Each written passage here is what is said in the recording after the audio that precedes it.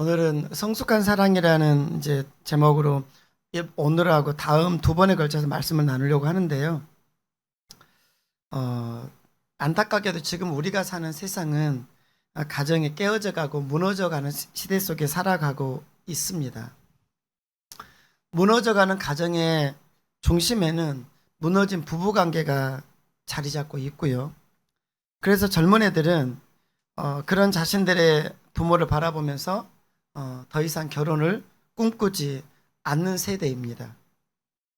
한 남자와 한 여자가 만나서 연합을 하고 결혼을 통해서 이루어진 이 가정이잖아요. 이거는 하나님께서 인간에게 주신 어찌 보면 가장 큰 축복입니다. 그런데 지금 우리는 그 놀라운 축복을 잃어가고 있다라는 이야기입니다. 에릭 프롬이 쓴 사랑의 기술이라는 오래된 책이 있는데, 여기에서 이 에릭 프롬은 이제 성숙한 사랑과 미성숙한 사랑의 차이를 이렇게 딱 정의하고 있어요. 읽어드리면 이런 이야기입니다. 미성숙한 사랑은 당신이 필요해서 사랑한다고 말하지만, 성숙한 사랑은 당신을 사랑해서 당신이 필요하다고 말한다. 그 말이 그 말 같기는 한데요. 이런 이야기입니다. 사람이 이제 나이가 들어가면 아내나 남편이 필요해서 결혼을 한다라는 거죠. 즉 무엇이냐면, 필요해서 사랑하는 것, 필요해서 결혼하는 것, 이것은 이 에릭 프롬에 의하면 미성숙한 사랑이다라는 이야기입니다. 참된 사랑은 뭐냐? 나의 필요를, 내 유익을 구하는 것이 아니다라는 거예요. 근데 지금 우리가 사는 세상은 내 필요와 욕구를, 내 원하는 것을 만족시키기 위한 이런 에로스적인 사랑만이 가득 차 있다라는 겁니다. 나보다 상대방을 위하는 사랑, 이런 성숙한 사랑은 점점 찾아보기 어렵다. 이런 사랑을 그래도 제일 많이 볼 수 있는 것이 아마 부모가 자녀를 사랑하는 사랑이 아닐까라는 생각은 해봅니다. 그런데 이제 우리는 지금 계속해서 룻기를 살펴보고 있는데, 이 보아스가 룻에게 보여준 이 사랑은 아마도 결론부터 이야기하면 오늘 우리가 추구해야 될 그런 성숙한 사랑이다라는 이야기입니다. 보아스가 룻을 사랑한 것은 룻에게 무엇인가가 필요해서가 아니라 그냥 룻을 사랑했기 때문에 그녀에게 사랑을 주고 있다라는 이야기입니다. 오늘 본문은 남편과의 이제 사별로 인해서 깨져버린 룻의 가정을 회복시키는 보아스의 사랑 이야기입니다. 사랑 이야기. 자신의 가정을 회복시키기 위해 우리가 지난번에 룻에게 위험한 청혼을 했던 보아스를 여러분 기억하실 겁니다. 그렇게 위험한 청혼을 했던 룻이 이제 보아스의 사랑으로 인해서 다시금 깨져버린 가정을 꿈꿀 수 있는 이야기가, 오늘 이야기가 진행이 되는 겁니다. 여러분, 우리는 지금 다 가정에 소속돼 살고 있잖아요. 이 가정이 하나님이 계획하시는 거룩한 행복을 누리기 위해서 가장 필요한 것은 뭘까요? 돈이죠. 많은 사람들은 우리 가정이 불행한 것은 돈이 없어서라고 생각하는 사람들이 이 시대에는 꽤 많은 것 같아요. 그래서 돈 문제가 좀 복잡하게 얽히면 서슴지 않고 이혼을 해버리더라라는 거죠.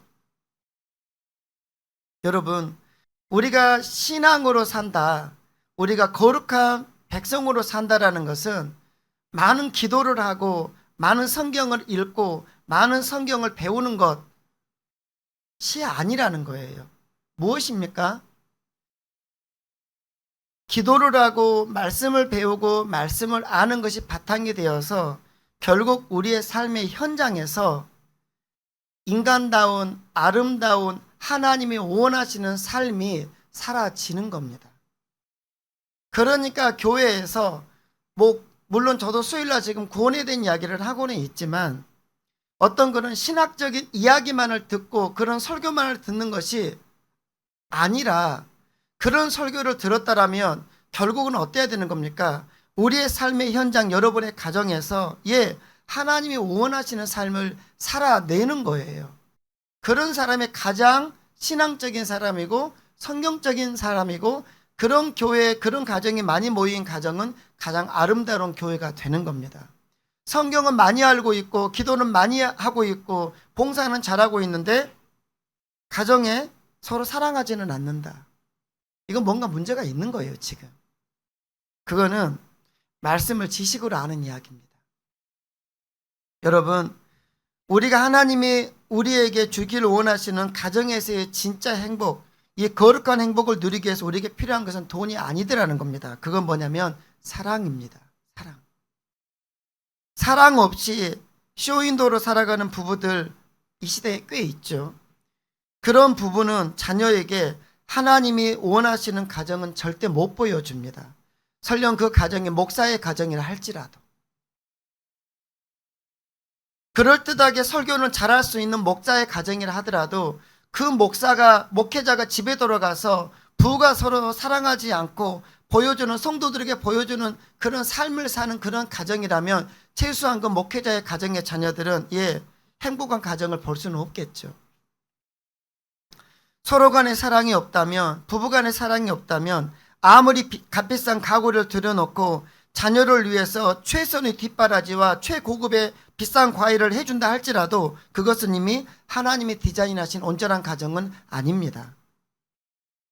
그래서 우리는 도대체 그러면 성숙한 사랑, 하나님 원하시는 사랑법, 이걸 배워서 여러분 따라서 하겠습니다. 사랑꾼이 됩시다. 물론 이렇게 설교하는 저도 보통 부담은 아니에요.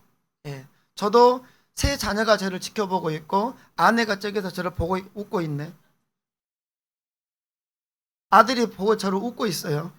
그 웃음이 오면 집에 가서 물어볼 건데 어찌됐든 부담이 보통 부담은 아니에요. 그런 여러분 다시 한번 하겠습니다. 사랑꾼이 됩시다. 퍼포먼스를 하고 뭔가 많은 어떤 그런 요즘 젊은이들 뭐라고 하죠? 이벤트를 하는 그런 사랑꾼 말고 진짜 사랑꾼이 되시길 바랍니다. 하나님은 오늘 우리에게 성경을 많이 알아라, 기도를 많이 해라 라는 그것이 아니라 성경을 알고 기도하는 것이 바탕이 되어서 오늘 우리에게 원하시는 것은 여러분, 우리가 가정에서 서로 사랑하고 사는 거예요. 여러분, 그래서 이 시간 하나님 우리에게 원하시는 도대체 성숙한 사랑이란 것이 무엇인지 우리 아이들도 배우세요. 그래가지고 어릴 때부터 이걸 알고 여러분이 누군가를 사랑하고 이제 가정을 이루게 될 때 이런 가정을 이룰 수 있기를 바랍니다. 그래서 이거를 2번에 걸쳐서 여러분과 나누려고 합니다. 오늘은 하나 이야기만 할 거예요. 자, 성숙한 사랑을 따라서 하겠습니다. 인내할 줄 아는 사랑.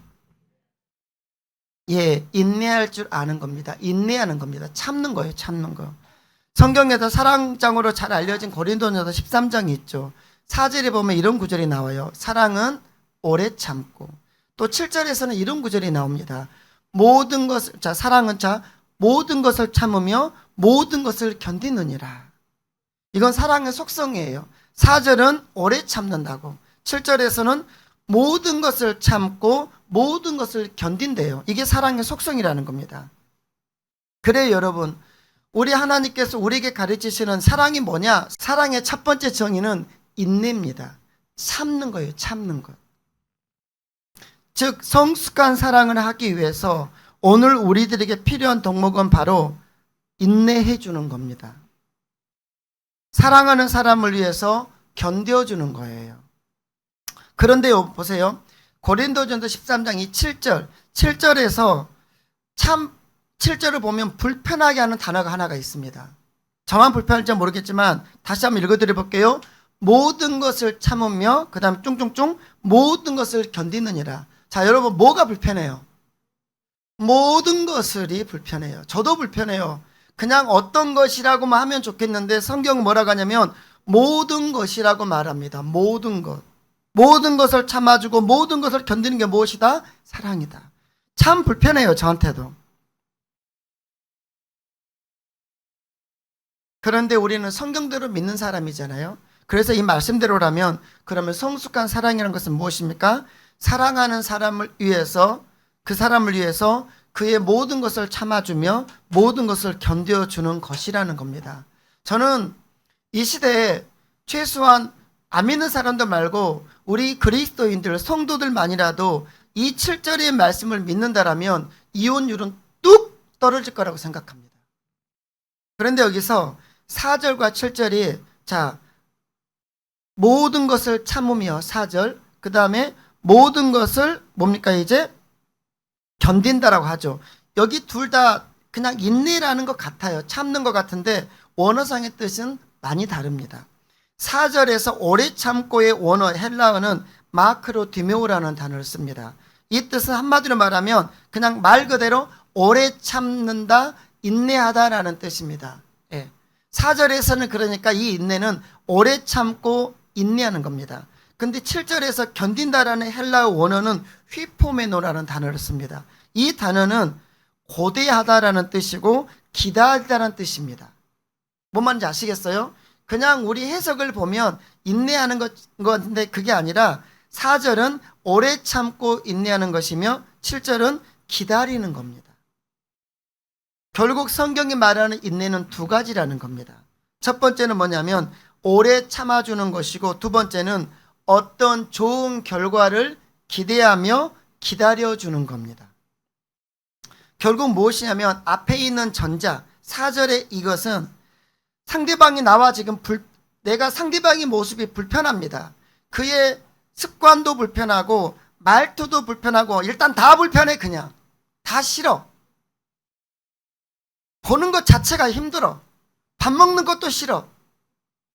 그럼 나와 다른 모습에 있어서의 불편함, 그래서 내 안에 뭔가 훅훅 올라오는 감정이 있어요. 그것들을 어떻게 하는 겁니까? 참아내는 인내를 말합니다. 참아주는 것. 뒤에 7절은요. 예. 내가 이 사람이 이러이러한 모습으로 변했으면 좋겠다. 믿지 않는 남편이 내 자녀가 이러이러한 모습으로 이런 성격으로 변화되었으면 좋겠다라고 생각하면서 그것을 기대하면서 그를 기다려주는 인내입니다. 네. 물론 이걸 둘 다 할 수 있는 근본적인 이유는 무엇일까요? 사랑 때문입니다. 사랑 때문에 이러이러한 모습을 참아내주더라라는 겁니다. 오늘 보면은 이 두 가지 인내가 다 나오고 있습니다. 14절 상반절을 보십시오. 룻이 새벽까지 그의 발치에 누웠다가 사람이 서로 알아보기 어려울 때 일어났으니. 자, 룻과 보아스의 이야기를 하나의 영화로 구성한다면 관객들은 지금 룻이 아무도 보이지 않는 아무도 없는 캄캄한 밤에 보아스의 침소에 들었을 때 어떤 일이 일어날까 많은 상상을 했을 겁니다. 그런데 새벽이 될 때까지 룻과 보아스는 어떤 일도 일어나지 않았어요. 보아스는 둘만이 있던 그 은밀한 밤에 룻이 자기의 이불을 들고 그 안에 누워 있을 때 그녀를 아내로 맞이할 수 있었겠지만 참아냅니다. 4절에 참아낸다라는 이것은 인간의 욕구를 말하거든요. 즉 4절의 단어 마크로디모라는 뜻입니다. 룻도 보아스도 참아냈다라는 겁니다. 그리고 하나님께서 인도하신 일에 실수가 없도록 서두르지 않고 신중하게 처리해 나갑니다. 누가요? 보아스가요. 여러분, 보아스 역시 육체의 욕구를 가진 평범한 남자입니다. 그런 그가 어떻게 이룰 수 있었겠느냐라는 이야기죠. 그것은 보아스가 인내할 줄 아는 사람이었더라라는 이야기입니다. 아름다운 내일을 위해 순간의 육체의 욕구를 참아낼 수 있는 지혜가 그에게 있었다라는 이야기입니다. 또한 룻을 육체만이 아닌 영혼까지도 그녀를 사랑했기 때문이라는 이야기예요.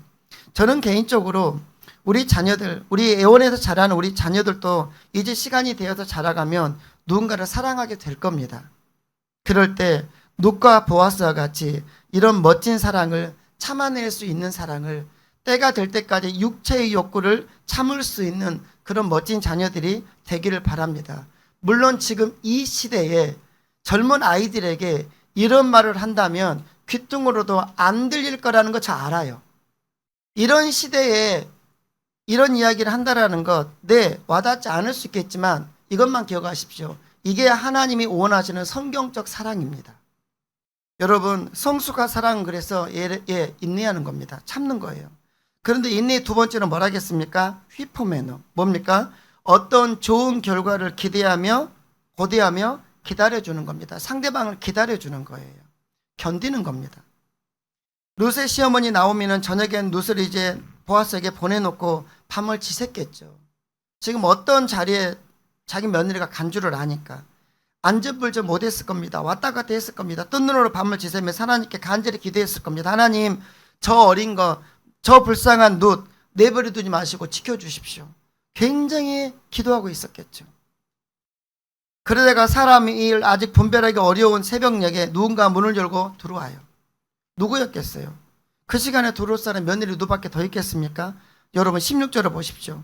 룻이 시어머니에게 가니 그가 이르되 내 딸아 어떻게 되었느냐 합니다. 어떻게 되었느냐. 금배 나가서 물어보는 겁니다. 아직 날이 밝지 않은 어두운 새벽이었지만 나오미는 룻을 당장 알아봅니다. 그래서 뭐라고 합니까? 내 딸아라고 하면서 결과를 물어보는 거예요. 자, 여기에 여러분 성경에 보시면 어떻게라는 단어 앞에 혹시 숫자가 붙어 있나요? 성경 보세요. 숫자가 있나요? 몇 번이라고 붙어 있습니까? 2라고 붙어 있을 겁니다. 그럼 이게 관주라는 겁니다. 그 다른 뜻이 있습니다. 밑에 내려가 보시면 2번에 뭐라고 써 있는지 밑에 보십시오. 뭐라고 써 있습니까? 자, 다시 한번요. 이게 관주라는 겁니다. 자, 어떻게 되었느냐라는 것에 보다 본질적인 뜻은 무엇이냐면 속마음은 뭐냐면 어떻게 되었느냐라는 겁니다. 이게 좀 관주라는 겁니다. 그래서 성경을 이렇게 번호가 있으면 밑에를 찾아보십시오. 그런 분은 무슨 말이냐? 내 딸아 너는 누구냐? 어떻게 되었느냐라는 원뜻 원어상의 뜻은 무엇이냐면 내 딸아 너는 누구냐라는 뜻이란 말입니다. 이게 뭔 말이에요? 너는 누구냐? 지금 이것은 나오미가 자기 며느리 룻을 보고 룻이 누군지 몰라서 물어보면서 너 누구니? 이렇게 물어보는 말일까요? 아닙니다. 이것은 룻의 신분을 물어보는 거예요. 이런 뜻일 겁니다. 내 딸아 갔던 일은 성공했니? 이제 결혼하게 됐니? 그럼 너 이제 보아스의 아내로 신분이 변화가 되었니? 안 되었니? 이 말입니다. 너 신분이 가기 전에는 미망인이었다가 이제는 너의 신분이 보아스의 아내가 됐냐 안 됐냐? 너 누구냐? 라고 물어보는 거예요. 그러자 이 질문의 16절 하반절은 룻이 뭐라고 합니까? 그 사람이 자기에게 한 것을 다 알렸답니다. 그 사람은 누굴까요? 보아스입니다. 룻은 시어머니의 질문에 보아스가 자기에게 했던 일을 전부 알려줍니다. 어떤 일을 했습니까? 보아스가 10절 상반절에 보면 내 딸아 여호와께서 내게 복 주시기를 원하노라. 즉 뭡니까? 축복해 줬죠. 10절 하반절에 뭐라 하겠습니까? 내가 가난하건 부하건 젊은 자를 따르지 아니하였으니 내가 베푼 인애가 처음보다 나중에 더하도다라고 하면서 룻의 행한 일들을 칭찬해 줬습니다. 11절에서는 내 딸아 두려워하지 말라고 하면서 위로해 주었고요. 내가 내 말대로 다 행하리라고 약속의 말도 했습니다. 계속해서 내가 현숙한 여자인 줄을 나의 성읍 백성이 다 안다고 하면서 룻을 현숙한 여자라고 칭찬했습니다. 그리고 12절로 13절에서 룻의 기업을 보아스 자신이 물려주든지 아니면 자기보다 가까운 다른 친족이 있으니까 그가 물으든지 어찌됐든 너의 기업을 물어주겠다라고 약속까지 했습니다. 즉 룻은 13절에서 보아스가 자기에게 했던 축복과 칭찬과 위로와 약속 등의 모든 말을 시어머니에게 다 그대로 고합니다. 그러면서 17절에서 이런 말이죠. 이르기를 빈손으로 내 시어머니에게 가지 말라 하더이다 라는 말까지 그대로 전해줬습니다. 나오미는 그동안 여러분 빈손이었어요. 풍족하지 못했습니다. 두 가지 면에서 빈손이었습니다. 첫 번째는 가난했습니다. 먹을 양식이 없었어요. 두 번째는 자손 즉 후손이 없어서 빈손이었습니다. 근데 이제 양식이 해결되었습니다. 풍족하게 보아스가 줘가지고 가지고 왔거든요. 거기다가 이제는 아들이 없는 것, 즉 기업이 끊어진 것도 이제는 해결되려는 순간에 있습니다. 이제 모든 것이 풍족하게 되려는 순간입니다. 만약 룻이 빈손으로 처량하게 풀이 죽어서 눈물 흘리며 돌아왔다면 모든 것이 끝났구나라고 생각했을 겁니다. 그런데 룻이 왔는데 뭔가 머리에 뭔가 잔뜩 가지고 왔어요. 뭐였습니까? 곡식이었습니다. 좋은 일이 있었구나. 이제 뭔가 일이 일어나겠구나. 좋은 예감을 갖습니다. 룻의 자세한 이야기를 다 들은 나오미가 18절에서 룻에게 조언을 합니다. 이제 청혼의 결과가 룻이 청혼을 했잖아요. 그 결과가 어떻게 될지 이제 가만히 지켜보라는 겁니다. 기다리라는 겁니다. 지금 룻과 나오미에게는 확실한 게 있고 불확실한 게 하나씩 있습니다. 확실한 것은 뭡니까? 어찌됐든 룻은 뭐하게 되었다? 결혼하게 됐다라는 겁니다. 불확실한 것은 무엇입니까? 그 결혼의 남편이 상대방이 보아스냐 아니면 보아스보다 더 가까운 친척이냐라는 것만 달라지는 겁니다. 보아스는 지금 룻을 원합니다.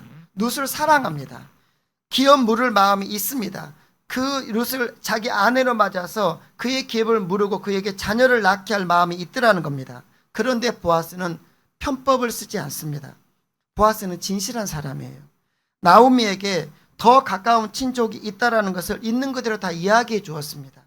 내가 당신의 1순위가 아니라 1순위는 따로 있습니다 라고 말해 주었던 거예요. 그래서 그 친족이 당신에게 기업 물을 책임을 이행한다면 그가 당신을 아내로 맞이할 것이고, 아니면 내가 2순위로 내가 당신에게 기업을 물어주겠다라고 하는 겁니다. 보아스는 지금 뭐 하는 겁니까? 자신의 마음은 이미 이 여자를 내 아내로 맞아들이고 싶지만, 그러나 그것이 아니기에 율법의 규정대로 원칙대로 지금 하겠다라는 거예요. 쉽지 않은 이야기입니다. 보아스를 룻을 원하기 때문에 어떻게 해서라도 편법을 써서라도 속도 위반을 해서라도 어떻게 해서라도 룻을 취하겠다는 게 아니라는 겁니다. 기다리겠다라는 거예요. 이런 보아스의 모습이 요즘 같은 시대에는 답답하게 좀 보입니다. 그러나 하나님은 이런 모습을 기뻐하고 계심을 우리는 기억해야 돼요. 여러분, 꽁 잡는 게 매가 돼서는 안 되는 겁니다. 때로는 아무리 하고 싶은 일이고 아무리 어떻게 하고 싶지만 어떻게 해요? 하나님께서 기다리라 하시고 그것이 원칙이 아닐 때에는 기다리며 기도할 수 있는 여러분이 되셔야 합니다. 나오미는 룻에게 이제 어떻게 될지 앉아 기다리라라고 조언해 줍니다. 룻은 자기가 해야 할 일을 다 했습니다. 시어머니의 말을 듣고 순종해서 그대로 전부 다 행했습니다. 여자라서 하기 어려운 모든 순종을 다 했던 겁니다. 이제 결과는 그러면 누구 손에 맡기라는 겁니까? 하나님 손에 맡기라는 거예요. 나오미가 하는 말입니다. 너 할 일 다 했다. 네가 할 수 있는 모든 것 다 했으니 이제 하나님께 그 모든 결과를 맡기고 하나님이 보여주시는 결과를 기다리자라는 이야기입니다. 지인인사 대천명이란 말이 있죠. 무엇입니까? 인간이 할 일을 다 하고 하늘의 뜻을 기다린다라는 겁니다. 여러분, 결과를 하나님께 맡기면서 인내하며 기다릴 수 있는 여러분 되시길 바랍니다. 그러기 이전에 여러분, 우리가 할 수 있는 모든 일은 할 수 있기를 바랍니다. 그저 우리는 하나님 뜻에만 기다릴 것이 아니라 먼저는 내가 해야 할 일은 하고 기다리셔야 된다는 이야기예요. 여러분, 이것이 믿음이라는 겁니다. 두 개가 다 있어야 돼요. 내가 해야 할 일을 하고 그 다음에 기다리는 겁니다. 그럴 때 하나님은 그 믿음대로 이루어 주시는 겁니다. 여러분, 근데 솔직히 제일 힘든 것이 저 개인적으로도 기다리는 거예요. 잠잠히 기다리는 거. 오히려 뭘 하라고 하면 하겠어요. 그런데 이제 일 끝났으니까 결과를 기다리라 라고 하는 거는 참 힘든 것 같아요. 앞서 저는 사랑은 인내하는 거라고 말씀을 드렸죠. 그 인내는 두 가지 의미가 있다고 말씀드렸습니다. 뭐라고요? 참는 것과 기다리는 게 인내라겠습니다. 기다리는 것. 인간의 욕망을 참아주는 것과 그 다음에 좋은 결과를 고대하면서 기다리는 것. 이 두 개가 다 뭡니까? 인내라는 겁니다. 여러분, 그래요. 사랑은 기다리는 겁니다. 기다려주는 거예요. 보아스는 룻을 원하지만 율법의 규정대로 원칙대로 그녀를 맞이하기 위해서 지금 기다리고 있습니다. 또한 그런 보아스를 룻도 기다려주고 있습니다. 보아스에게 가서 그냥 어떻게 하세요. 그냥 이렇게 해버리면 되지 않습니까? 할 수 있지만 룻 역시 그런 보아스를 잠잠히 기다리고 있는 겁니다. 남자도 여자도 둘 다 하나님의 처분을 기다리며 기다리고 있더라는 겁니다. 답답한 마음에 편법을 써서라도 결혼을 성사시키라고 재촉하지 않습니다. 내가 당신을 원하니까 율법은 율법이고 하나님의 뜻은 하나님의 뜻이고 성경은 성경이고 그냥 우리 뜻대로 합시다 라고 할 수 있겠지만 그러지 않는단 말이에요. 여기에서 참 성도가 구별이 됩니다. 우리는 하나님의 뜻을 압니다. 많은 시간 하나님의 뜻이 무엇인지 안단 말입니다. 하나님의 성경에 기록된 하나님의 이 말씀을 우리가 이해하고 있고 때로는 지금 이 말씀의 근거로 하나님께서 지금 내가 무엇을 하기를 원하시는지를 압니다. 그런데 항상 뭐라고 합니까? 그런데 하나님 그건 말씀이시고요. 그건 말씀이시고요. 저는 지금 그럴 수 있는 형편이 아닙니다. 그러니 이번 한 번은 제가 하고 싶은 대로 하겠습니다. 룻도 보아스를 원합니다. 보아스도 룻을 원합니다. 그럼 된 거 아니에요? 둘이가 원하는데? 그러면 둘이 결혼해버리면 되잖아요. 그런데 보아스도 룻도 참 답답한 인사들이 성경대로 기다린단 말입니다. 말씀이 그렇게 근거를 하고 있고, 근데 이 시대가 어떤 시대라겠습니까? 말씀대로 지키지 않은 시대라고 말씀드렸잖아요. 이제 좀 있으면 또 그런 이야기 하겠지만 이제 이 사람들이 이게 있는지도 모르는 이야기예요. 이런 율법의 규정이 있는지도 모르는 시대였습니다. 그런데도 그 율법의 규정을 끄집어내면서 이 답답한 보아스가 기다리고 있는 겁니다. 취하지를 않아요. 이 시대를 보면 참 답답한 인간들입니다. 그러나 여러분 기억하십시오. 하나님은 이 답답한 두 사람을 기뻐하신다라는 거예요. 우리가 때로는 하나님의 뜻이 분명할 때 그 하나님의 뜻을 이루기 위해서 답답함과 주변의 비난을 무릅쓰고 말씀대로 순종할 수 있는 그 믿음의 담대함은 우리에게 있어야 될 줄로 믿습니다. 보아스를 믿고 룻은 기다리고, 또 보아스는 룻을 믿고 하나님의 인도하심을 믿고 서로 기다립니다. 이 모습이 기다리는 사랑, 인내의 사랑입니다. 이 모습이 진짜 믿음의 모습이에요. 믿음이라는 게 다른 게 아니라 하나님의 일하심을 믿고 기다려주는 겁니다. 여러분, 우리 살다 보면 가정에서도 그렇고 우리가 있는 우리 주변에서 나와 함께하는 이제 주변인들이 있겠죠. 배우자도 주변일 수 있고, 다 나 말고는 다 우리 이제 주변에 있는 상대방이니까 이런 상대방의 성격이나 습관이나 생활 방식 등 여러 가지 영역에서 사실은 불편하고 싫을 때 있죠. 그럴 때 우리는 기다리기보다는 어떻게 하려고 합니까? 어떻게 해서라도 내가 원하는 방식으로 변화시키려고 합니다. 왜 변화시키려고 합니까? 내가 불편해서 그래요. 이게 앞서 말한 에릭 프롬이 말한 미성숙한 사랑의 모습입니다. 그냥 그 사람을 위해서라고 말은 하지만 솔직히 우리끼리 까놓고 이야기하면 내가 불편하니까 그렇게 말하는 식이, 그런 식으로 행동하는 패턴이 불편하니까 그 사람을 위해서라는 말은 하지만 속마음은 내가 불편하니까 어떻게 해서라도 변화시키려고 한단 말입니다. 내가 불편하니까. 무슨 협박과 편법을 써서라도 눈물을 흘려서라도 바꾸고 싶어요. 내가 불편하니까.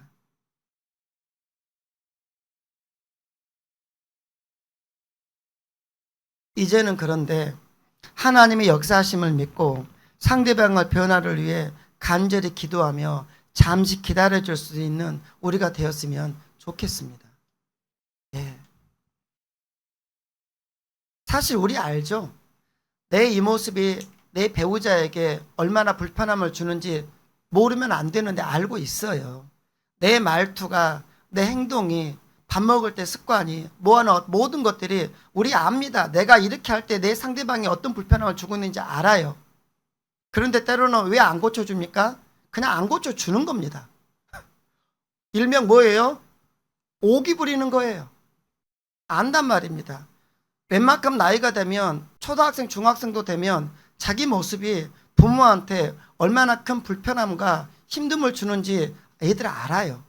근데 이 새끼들이 안 해. 왜 그래? 자꾸 잔소리하니까. 신경질 나니까 안 해주는 거예요. 일어나서 공부하려고 했더니 엄마가 딱 와가지고 공부 안 하냐? 그러면 들이 누워버려요. 그럴 때 잠시 가서 자빠져 있는 그놈을 향해서 힘들지, 좀만 쉬어라라고 해보십시오. 속은 터질 수 있는데 오히려 뭔가 가슴에 뭉클뭉클 올라온 게 있을 수 있어요. 기도하고 하나님, 내가 내 모든 것 누르고 내 아들, 내 딸을 향해서 이렇게 기다리겠습니다 라고 하면서 오히려 그를 만져보세요. 그럴 때 하나님이 내 말이 아닌 하나님이 그 영혼을 만질 줄로 믿습니다. 이게 무서운 분들이에요. 여러분, 우리의 힘과 지혜와 내 말빨로 상대방을 변화시킬 수 있었다면 우리는 다 행복할 겁니다. 근데 안 되는 거 아시죠? 지금까지 해서도 안 됐더라면 내 힘과 지혜와 말빨로는 포기하시기를 바랍니다. 이제는 뭘 해야 됩니까? 우리가 믿는 사람이라면 그를 향한 간절한 기도와 기다림이 동반된 참된 사랑으로 그 사람을 변화시킬 수 있는 여러분 되시기를 바랍니다. 지금까지 30년을 해서도 안 되는데 왜 또 하려고 하는지 모르겠어요. 그 사람은 안 될 겁니다. 그럼 이제는 전략을 바꾸자는 거예요. 어떻게 해요? 예, 기다려주란 말입니다. 대신에 내가 바라보는 내 자녀의 모습과 내 배우자의 모습과 삶의 모습을 바라보면서 기다려주란 말입니다. 그리고 어떻게 해요? 기도해 주십시오. 하나님, 이런 삶을 살기를 원합니다. 이런 자녀로 변화되기를 소망합니다. 저는 이제 기다리며 기도하겠습니다. 하나님께서 찾아가 만나주시고 깨닫게 하여 주시고 역사하여 달라고. 우리는 그거는 하기 싫고 그냥 당장 말로 협박하고 울고 불고 떼써서 어떻게 해버리고 싶거든요. 그래서 지금까지 우리가 이렇게 사는 겁니다. 어거스틴의 어머니 모니카의 이야기로 말씀을 마치려고 합니다. 성 어거스틴이라고 하죠. 예. 기독교 역사 속에서 새겨진 어거스틴의 이 교회사적인 공헌과 신학적 이 업적은 정말 전무후무합니다. 어떻게 사람이 이런 업적을 이룰 수 있을까 싶을 만큼의 사람이 어거스틴입니다. 그런데 어거스틴은 천재가 아닙니다. 타고난 천재도 아니었고 천부적으로 위인의 기질도 없는 평범한 인간이었습니다. 왕족이나 귀족도 아니었고 마음껏 공부할 수 있는 재정적 후원도 없었던 사람이었습니다. 한마디로 그냥 평범한 그런 사람이었어요. 이 어거스틴은 당시 로마의 식민지였던 북아프리카의 작은 마을이었던 타가스테의 평범한 집안에서 태어났는데 아버지는 강한 듯 보이는 이기도였고 어머니 모니카는 아주 약한 그리스도인이었습니다. 어린 시절 어거스틴은 말 그대로 사고뭉치였습니다. 17살 때 자기 고향을 떠나서 카르타고에서 10년 동안 이름도 모르는 낯선 여자와 동거합니다. 그리고 마니교라는 이단에 빠져서 기독교 시장을 완전히 잊으려고 온갖 노력을 했던 사람이 어거스틴입니다. 28살 때에는 어머니를 속이고 더 큰 세상에서 출세하겠다며 당시에 가장 큰 도시였고 영원한 도시였던 로마로 갑니다. 이제 출세 한번 해보리라. 28살 때. 어린 시절부터 그때까지 온갖 나쁜 짓은 다 저질 인간이었어요. 어거스틴의 기독교 신앙으로부터의 도피와 그리고 세속적인 타락, 이것은 31살에 이를 때까지 계속됐습니다. 그리고 31살에 그가 회심할 때까지 이 모든 그의 삶은 정말 말할 수 없는 악한 삶이었어요. 이러한 어거스틴을 일깨워서 기독교 역사에 길이 남을 인물로 만든 것은 우리가 아는 것처럼 그의 어머니 모니카의 기도로 점철된 기다림이었답니다. 31년이었어요. 끈질기게 기다려주는 겁니다. 그리고 계속 그 아들을 위해서 기도합니다. 하나님, 아들이 17살 달에 어떤 여자와 이름도 모르는 여자와 동거하고 있음에도 마니교라는 이단에 빠져가지고 미친 듯 모르고 살아가고 있을 때에도 온갖 세상의 향락을 취하면서 인생을 방탕할 때에도 그 어머니 모니카는 하나님 앞에 기도합니다. 하나님 살려주십시오. 내 아들 써주십시오. 내 아들 돌아오게 해주십시오. 어거스틴은 자신의 참여를 위해서 이렇게 고백해요. 그것은 어머니의 기도 때문입니다. 나는 이 사실을 주저없이 인정합니다. 하나님께서 내게 진리 발견이 무엇보다 중요하다는 마음, 그 밖에 아무것도 바라지 않고 그 밖에 아무것도 생각하지 않고 그 밖에 아무것도 살아가지 않는 마음을 주신 것은 내 어머니의 기도 때문입니다. 30년의 시간입니다. 이 기간 동안 방탕과 죄악의 밑바닥을 헤매던 어거스틴을 일깨워서 결국에는 기독교의 신앙과 믿음으로 돌아오게 하고 믿음의 거장으로 만든 그것은 어머니 모니카의 기도로 수놓은 사랑의 기다림이었어요. 어머니의 사랑은, 이 어머니 모니카의 사랑은 인내하는, 기다리는 사랑이었습니다. 그 아들이 방탕의 삶을 살 때도 어머니는 포기하지 않고 끝까지 기도했어요.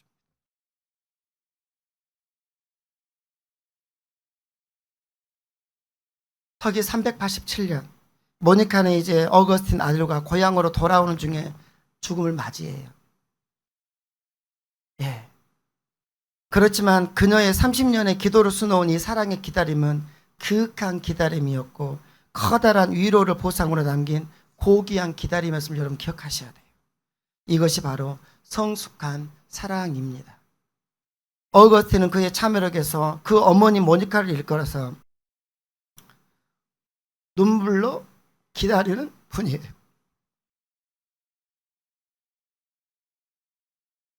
어머니가 눈물로 기다리는 분이라고 써줍니다. 내 어머니는 다른 사람이 아니다. 눈물로 기다리는 분이다. 그러면서 이렇게 말해요. 하나님이여, 제가 하나님의 아들이 되었다면 그것은 오직 아버지께서 내게 이런 어머니를 주셨기 때문입니다. 여러분, 사랑은 인내하는 겁니다. 기다려주는 거예요. 우리 하나님은 사랑의 하나님이십니다. 그렇기 때문에 저와 여러분을 오래 참고 기다려주신 줄로 믿으시길 바랍니다. 그 오래 참으심 때문에 우리 눈에 보기에 쥐약이 가득한 세상이고 그냥 보기에 너무 역겨운 세상이고 확 뒤집어 버렸으면 좋은 세상이겠지만 그래도 하나님은 아직까지 당신의 심판의 때를 미루시면서 모두가 하나님 앞에 돌아오기를 기다리고 계시는 하나님이신지 믿으시기를 바랍니다. 바라기는 감각적이고 즉흥적인 이런 인스턴트 사랑에 난무한 이때에 인내할 줄 아는 성숙한 사랑을 할 수 있는 저희 모두가 되시기를 주님의 이름으로 축원합니다.